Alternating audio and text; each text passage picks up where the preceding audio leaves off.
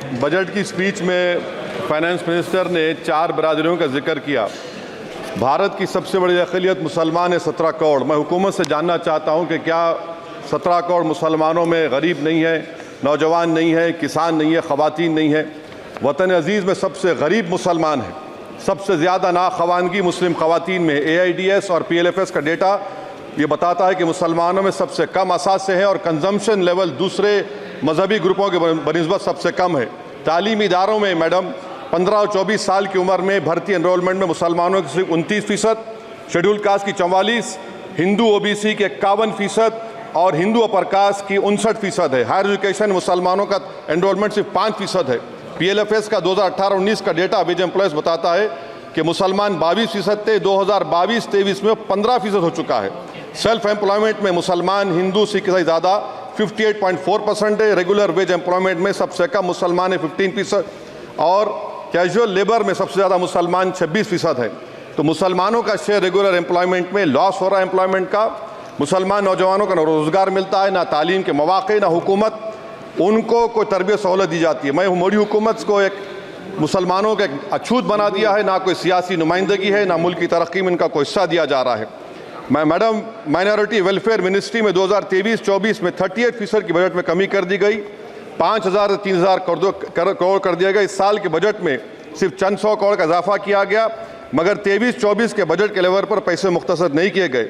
ये मोदी हुकूमत की बदनीयती और झूठा कमिटमेंट है, झूठा कमिटमेंट अक़लियतों के ताल्लुक से। तालीम के उस अक़लियती स्कॉलरशिप मैडम अक़लियतों के गरीब तलबा और तालिबात को दी रकम में कमी कर दी गई। 2019 में मोदी ने कहा था कि 1 करोड़ स्कॉलरशिप दिए जाएंगे, अब सिर्फ 58 लाख दिए जा रहे हैं। 47% अक़लियती एप्लीकेंट्स को हर साल स्कॉलरशिप से महरूम कर दिया जा रहा है। 10 साल से मैं कह रहा हूँ कि डिमांड ड्रिवन करो। डिमांड ड्रिवन के लिए सिर्फ 3,000 करोड़ की ज़रूरत है, मगर ये हुकूमत सच्चाई को और ईमानदारी से काम नहीं कर रही है। 2007 और 8 से माइनॉरिटी स्कॉलरशिप का नंबर इजाफा नहीं हुआ है। Pre matric scholarship madam Kundu committee ने कहा कि मुसलमानों में drop out rate primary level पर होता है, तो हुकूमत ने 9th क्लास से प्री मैट्रिक स्कॉलरशिप पैसे दे रही है। NDMC की इक्विटी मैडम 800 करोड़ एक मजाक है। PMGAV के में 910 करोड़ दिए गए। सारी दुनिया जानती है कि जहां मुसलमान बसता है गांव में, शहर में, वो अंडर डेवलप एरिया है और आप मजाक करें ऊँट के मुंह में जीरा देकर। हज में 97 करोड़। हज कमेटी एक रिश्वत का मरकज बन चुका है। प्राइवेट टूर ऑपरेटर्स के एक लाइसेंस के लिए पैसे देना पड़ता है, बिल्डिंग सिलेक्शन के लिए पैसे देना पड़ता है, मीना मुजदलफा में कंपनी के सिलेक्शन के लिए पैसे देना पड़ता है। मैं हुकूमत से मुतालबा करता हूं कि ख़त्म किया जाए और CBI से इंक्वायरी करवाई जाए। मोदी हुकूमत को अक़लियतों बिल्कुल मुसलमानों से नफरत को ख़त्म करना पड़ेगा। मुसलमानों को उनका दस्तूरी हक मिलना चाहिए। आप कैसे विकसित भारत बनाएंगे अगर 17 करोड़ मुसलमान नफरत करेंगे? मैडम पूरी स्पीच में फाइनेंस मिनिस्टर के बच्चों का जिक्र नहीं है। आज हमारे देश में 66 लाख बच्चे रोज भूखे सोते हैं। 46 मिलियन बच्चे स्टंटेड हैं मेल न्यूट्रिशन की वजह से। 25 मिलियन बच्चे वेस्टेड हैं। मासूम बच्चों की यह बदकिस्मती और बदबख्ती है कि एक शख्स चाय बेचकर वजीर आजम बन गया। LTC long term capital gain tax madam was decreased from 20 to 12.5%. However, the indexation benefit has been removed and won't apply to any property purchased after 2001.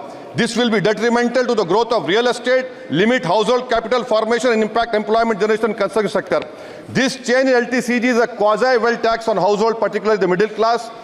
Internship programme madam 5 साल में आप 1 करोड़ लोगों को इंटर्न कराएंगे, यानी एक कंपनी को 4,000 लोगों को ट्रेन करना पड़ेगा। मुझे बताइए क्या ये बड़ी कंपनी का माने क्या है? It is unachievable. Will it be based on market cap, revenue, employ size?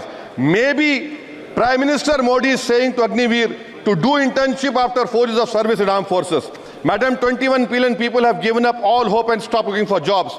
This brings down to 9% eligible population that is either employed or they are looking for jobs. Maybe finance minister can introduce a Berozgar tax and tax unemployed as well. No significant increase for social welfare, healthcare. It looks like Prime Minister Modi is saying देश की middle class की संपत्ति पर पहला हक हमारे alliance का है. In real terms, when adjusted to inflation, the allocation of health ABPMJ has declined. Modi is saying he said heal in India during G20. The reality is India is hurting. Madam, this government wants to increase FDI from China. Is the Prime Minister not concerned that our armed forces cannot patrol 26 patrolling point out of 65 in Ladakh? Maybe the Prime Minister wants the Chinese monopoly Indian markets. Import from China have crossed 101 billion 2024. Prime Minister Modi says Khelo India, but in reality the budget has shown that Modi government policy is Jhelo India. गरीब, middle class, farming, city dwellers, men and women, सब मोदी को झेल रहे हैं. Madam, in the current financial year, in February 5th, 15,993 MSMEs have been closed. Total MSCs closed have 35,680. Andhra Pradesh bifurcation. This parliament passed a law. For last 10 years, Modi government has shown their intellectual dishonesty in not giving ITR, IIM, Bayaram Steel Factory, Railway Corridor Hazipet, recognition of Palmaru as National Education Project. This shows intellectual dishonesty of this government. Madam, I end my speech by quoting a famous poet, and I'm amending certain verses. 133 crore इंसानों, जिंदगी से बेगानों, सिर्फ हुक्मरानों ने हक तुम्हारा छीना है. खाक ऐसे जीने पर यह भी कोई जीना है. बेशऊर भी तुमको बेशऊर कहते हैं. सोचता हो ये नादान कैसे हवा में रहते हैं. 133 करोड़ इंसानों, कब तक यह खामोशी?